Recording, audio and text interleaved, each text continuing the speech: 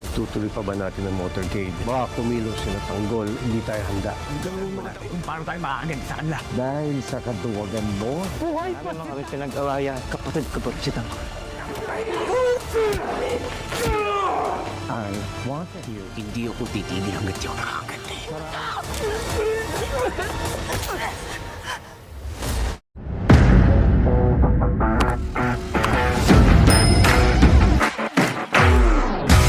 Nagpatawag ng pulong si Mayor Roberto at kinausap si Don Gustavo. Ipinahayag niya ang pag-aalala sa nakaschedule na motorcade. Baka raw bigla silang lusubin ng kampo ni Tanggol bilang ganti, lalo na't wala pa silang tiyak na plano kung paano maghahanda. Tutuloy pa ba natin ang motorcade? Baka kumilos sila tanggol, hindi tayo handa. Samantala, sa kampo ng Montenegro, galit na galit si Ramon. Nagutos siya sa mga tauhan na maghanda para sa posibleng paglusob laban sa pamilya Guerrero. Gusto niyang gumanti sa ginawa nila kay Tanggol sa kulungan. Pinakalma ni Tanggol ang grupo. Sinabi niyang hindi pwedeng pabigla-bigla ang galaw. Kailangan nilang planuhin ng maayos ang bawat hakbang kung nais nilang makaganti.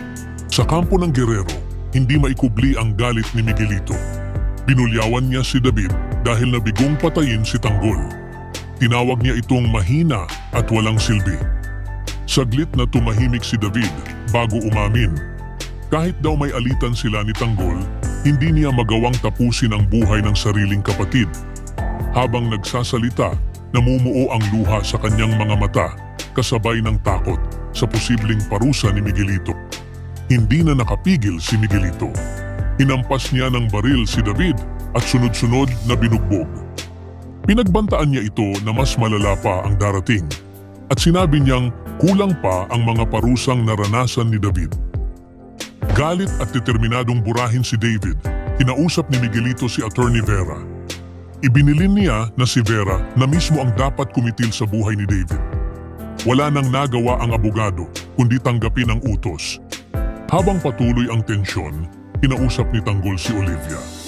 Mahigpit niyang sinabi na hindi siya titigil hanggat hindi napapanagot ang pamilyang Guerrero sa mga ginawa nila.